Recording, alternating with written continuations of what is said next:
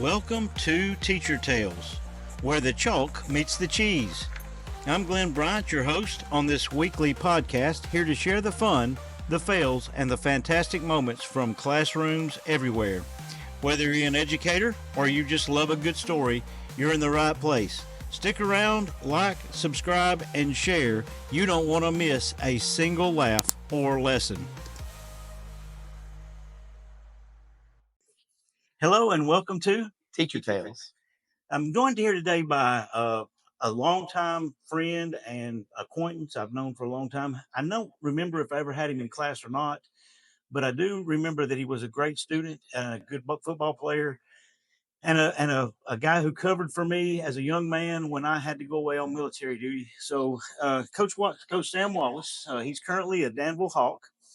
Um, Coach Wallace, tell us about yourself and kind of your journey into education and how you got to be where you are, and tell us about yourself. Well, this is my 17th year teaching.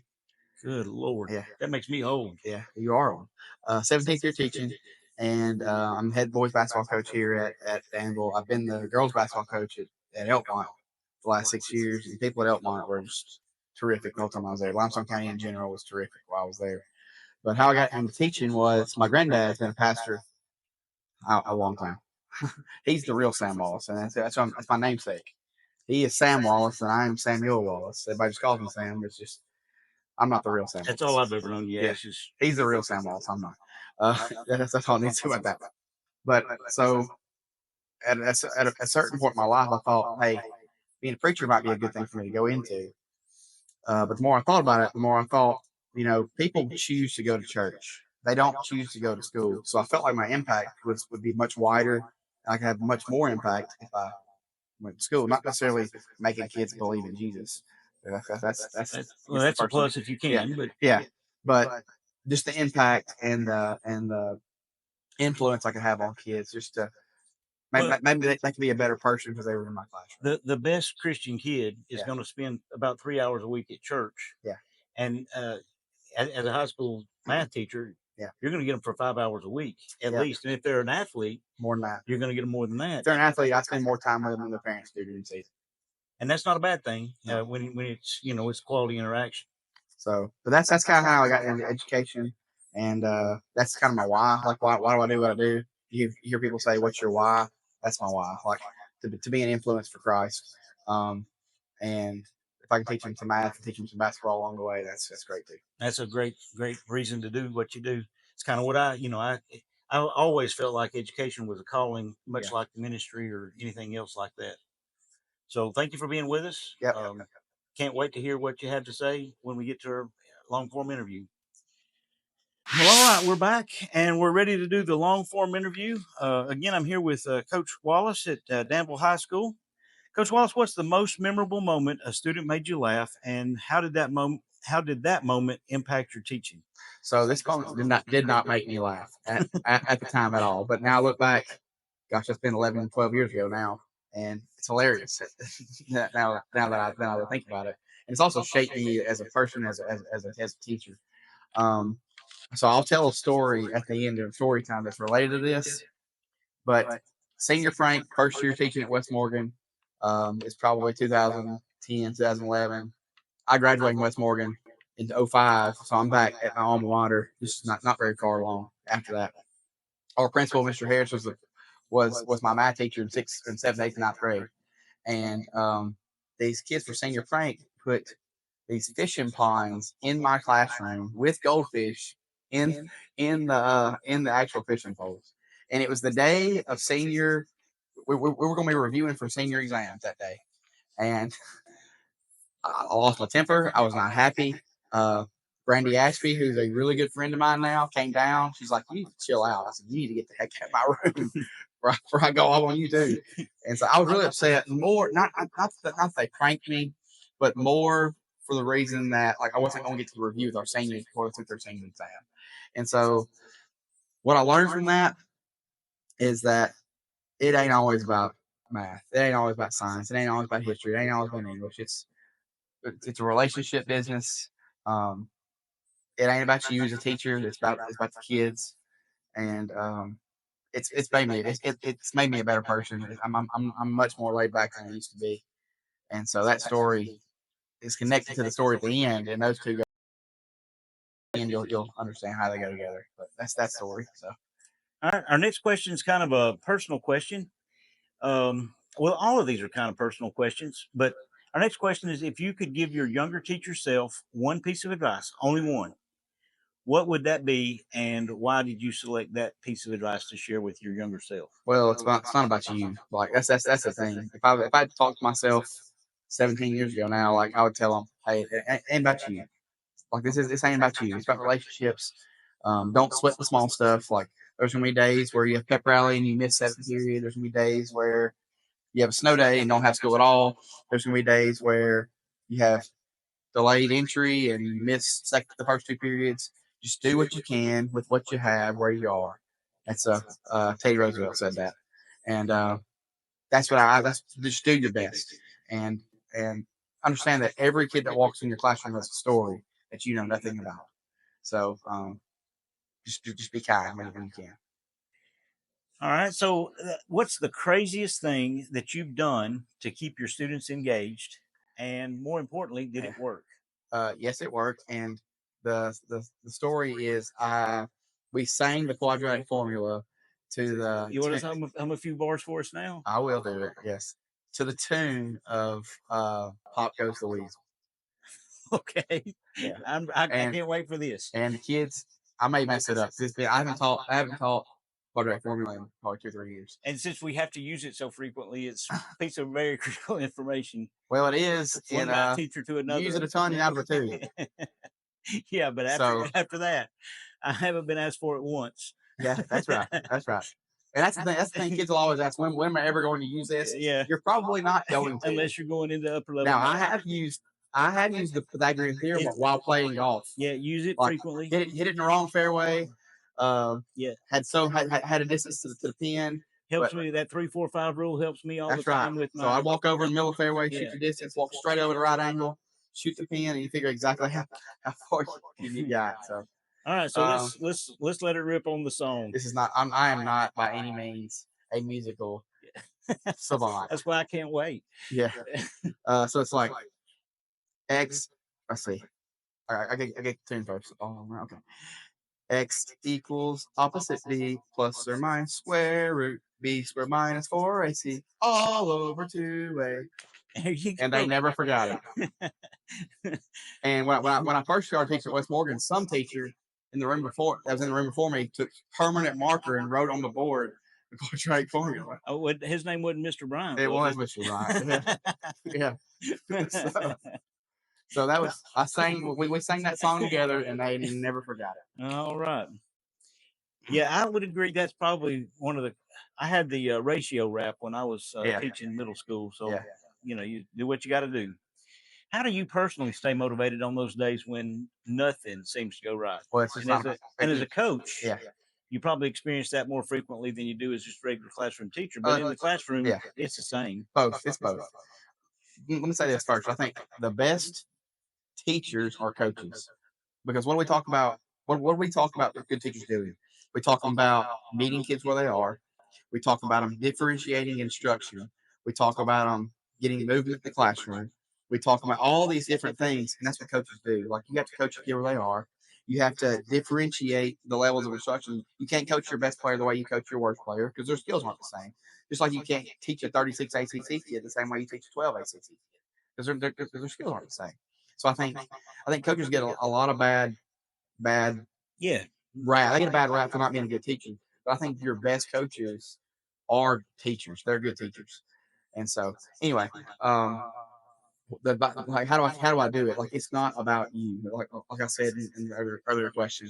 And what reminds me of this is there's a story about Bob Marley, and he was shot in his home in Jamaica, and then 2 days later he got up and sang a concert, a charity concert in front of 80,000 people. And the press asked him, he's like, "How in the world could you possibly you were shot?" And like it wasn't like he got shot.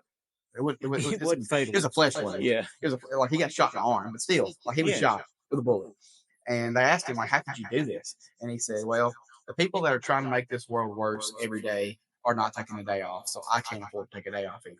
And so to me, like every day there's a kid in my classroom that needs me, and even me at 75% is better than me with no effort. Right. So you have to give whatever you have. If it's there's gonna be days you have it, and you can give 100%. There's gonna be days like we had a late ball game, or it's a snow day or whatever. You just gotta do what you can where you are with what you have. Can you think of a time or share a time when a student success story reminded you of why you got into teaching? I got a coaching story and I got a teaching story. And I'm gonna name these kids by name because they're both graduated. So the first one is a teaching story, and me and this girl talk a lot. Um, Her name is Danielle Altamarino, and when I got to West Morgan, she was in my focus group, homeroom, however you want to call it. She was a ninth grader. She has a situation where she was in a wheelchair, and she's a very good singer. And so we had a talent show, and she was like, I can't do this. Like people were trying to encourage her to sing and to go and sing in front of the talent show. And so I told her, I said, Daniela, like you can do this. Like you're a good singer.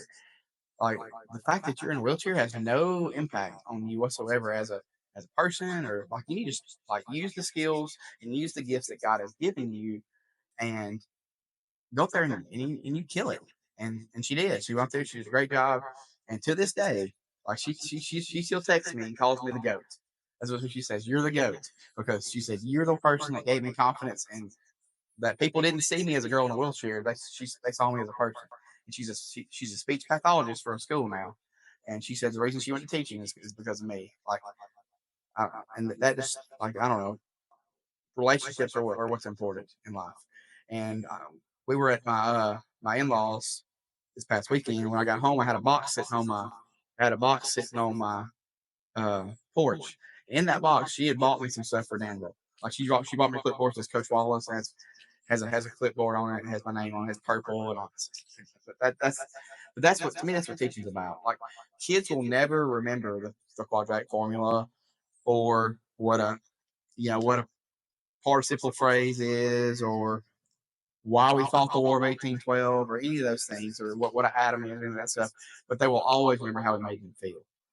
That's the thing, and it's about people. The sports story is a girl I coached at Elmont last year. Her name is Thea Hamlin. She's my favorite kid I've ever coached, and I don't mind saying that out loud. I told her that. I told her parents that. She tore her ACL um, the sixth game into the middle of her senior year. And she has been a terrific leader for us. She's a terrific person. She's at Auburn now on scholarship. She won the Bryant Jordan Award for our school in our region last year, and she ended up winning an Auburn scholarship through Bryant Jordan during the interview process. She tore her ACL, and she came back and played last year. Just because, and it wasn't for her. Like she didn't play for her; she played for her teammates, and that's what she told me. She said, "I don't want to do this for me. I want to finish. I want to finish with the girls I've grown up with." And it reminds you why you coach, like because sports teaches things that honestly the classroom could never teach, like doing something because it's being a part of something that's bigger than you. Just work resiliency, um, integrity, teamwork, exactly right. All of those things Continuous growth that will help you in life. Yes.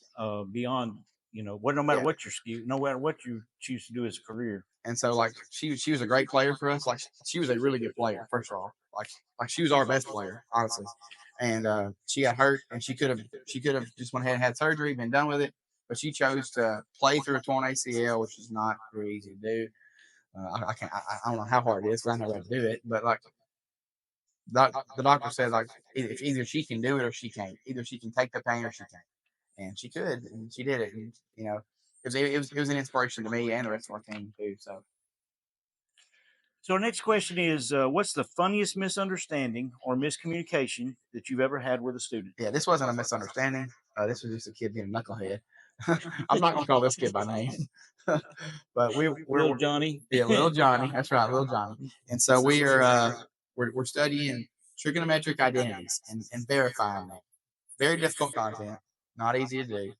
And so we had done quite a bit of practice, 25, 30 questions of practice. And I told them, like, hey, if you got all these done, then I'll let you use these on tests. Like, none of these are going to show up on tests, but you can use them and maybe frame it so you can apply it to some of the questions that are on test.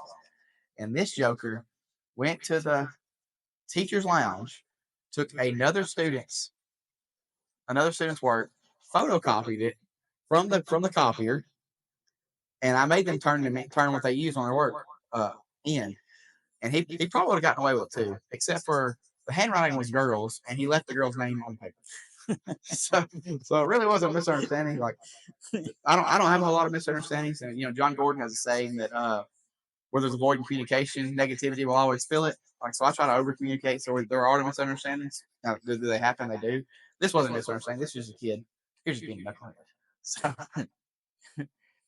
What do you do, or how do you inspire students who are struggling both academically and personally? I think you got to build relationships first. That's the first thing. Like in all of my interviews I've ever done, head basketball coach, math, whatever it may be, relationships are the center point of what we do. It's a relationship business. Whether you're a principal and you got a relationship for your students and your teachers, whether you're a teacher and you got a relationship with your students and your parents, or if you're a student, you got a relationship for your teachers, administration, and your parents. Like it's just a relationship business.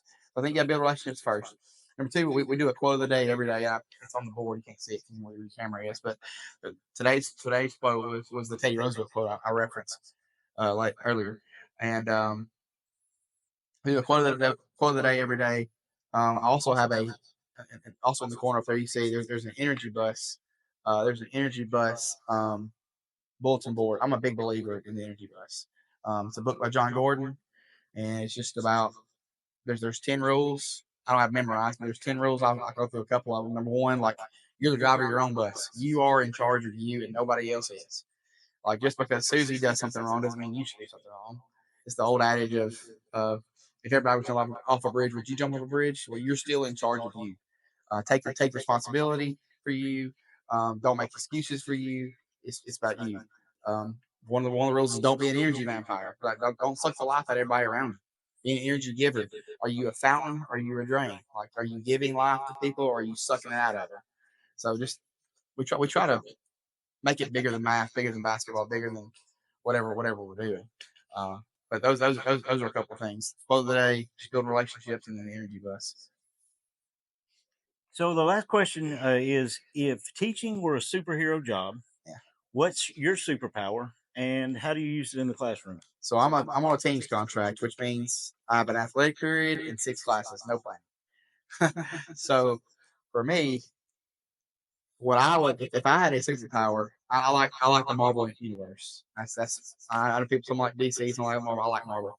Doctor Strange has the ability to freeze time, and while he can still understand what's going on, that's what I would do. Freeze time so that I can be everywhere at once. Because I've got first period in the gym, and then I've got to sprint over here and teach 6 straight classes.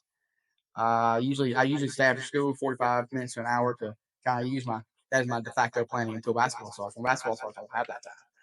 And so if I could just freeze time for a second and let me get some things done while time doesn't move, that would be Unfortunately, you're not able to do that. But no. now I do know this from I had a similar schedule as an administrator, and I do know that the longer you do it, the easier it Oh gets. yeah, And you begin to think things through from the back. I got to have this done next Tuesday, yeah, and so if I do, you begin to think backwards yeah. and backwards plan and Well, the other backwards thing design. too is as time goes on, like we've become more and more sophisticated with our technology. AI is a great tool. Is also a great hindrance sometimes for classroom teachers. I'm glad I don't teach English, so I ain't got to worry about people.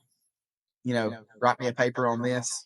I don't have to worry Well, about that. funny story about that. If you got a second, Yeah, so in 1983, I was a junior at Hartsville High School, and I almost didn't finish my junior year because of my English teacher's requirement that our papers be hand typed. yeah, Now, um, in our uh, lab, one of my classes, I had I've always taken the computers. I always loved working with computers, and right. So I was ahead of my time, I guess, a little bit, even in 1983. But we had these IBM Selectric typewriters that would finish, that you would type, and then they would automatically spell check. They would do some things that, Right.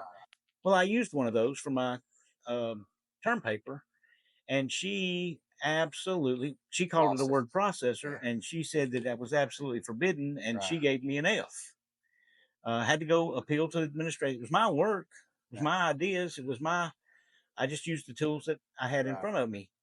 And I kind of take the same To an extent. mentality Yeah. with that toward AI in today's, they're tools to be used. Yeah.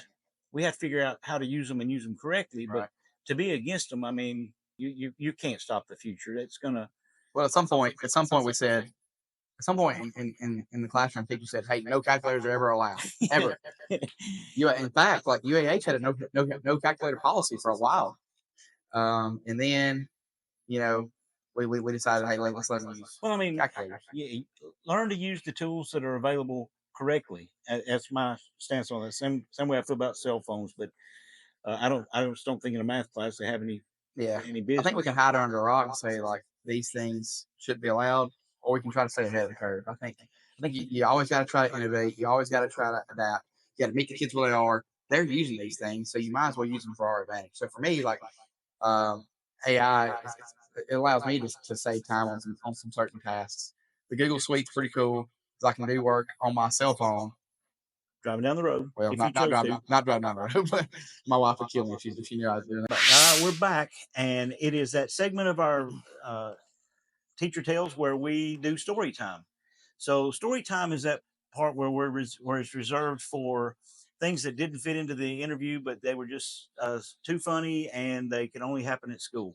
So, Coach Wallace, do you have any funny pranks or stories or anything that you wanted to share during story time? So there's one prank I'm gonna share in the long interview. Okay. This other prank I'll share now, and like these two pranks kind of shaped me, honestly, my philosophy of how I should be in the classroom. Just some background on me. I'm a pretty uptight individual, like straight laced, however you want to put that. Yeah, by the rules. My dad used to tell me I'm so tight I squeak when I walk. So so Well, that's not a bad thing in the no. classroom. So this is it's my third year teaching. I was back teaching at West Morgan. I graduated from West Morgan in 2005, and I'm back teaching. This is probably 2010 or 2011, 2012, one of those years. It's my first year at West Morgan, and I've got a fifth period pre-calculus class. Best kids in the school. I'm up there teaching, and it's time to go to lunch. We go to lunch. Our head custodian comes up to me at lunch and said, "Hey, what's all this fishing line about in your classroom?" I was like, "I have no clue what you're talking about now. I have no idea what you're talking about." And we get back to the classroom, and these jokers have tied all my chairs together in my classroom with fishing line. I'm not. This really happened. Okay. And Mr. Harris, he's also a straight laced person, very by the book. Talks to me. He says, "You gonna have to kind of lay the law on these kids. They're gonna walk on you." And so the next day they come in, and I said, "You need to take a pencil out, and you need to take a piece of paper out. Well, we're taking a quiz today." They're like, "Quiz?" Oh. I was like, "Yes, pop quiz." At the top of the quiz, I named this quiz the fishing line quiz, and that's when they found out that I knew. And so, Well, in 2024, it would be much more difficult to get away with that because we have cameras everywhere. yeah, But back in the day, you could get away with a few things. yeah. Um, and if a teacher wasn't on top of it, Mm-hmm. you were your own video camera. Well, I was pretty involved in the lesson too, like very. It's pre-calculus, so it's pretty Yeah. inclusive. And so So wait, they did this while you're teaching. Oh yes, while I'm teaching. Oh Yes. yeah, that makes it even better. Which makes it better. If Yeah, you worse. want to look at it like Yeah. that way, Mr. Harris didn't see it as better. I think that so while I'm teaching, they were sneaky about it. Like they didn't just like throw it across the room. They were like passing it through, and they all Had to work together. I mean, yeah. there's some teamwork taking place there. And the funny part about it is, like I think about a year ago, Facebook has these. if you graduate from this Westmore this Yeah, time. right. And that story got told on Facebook. I commented on it.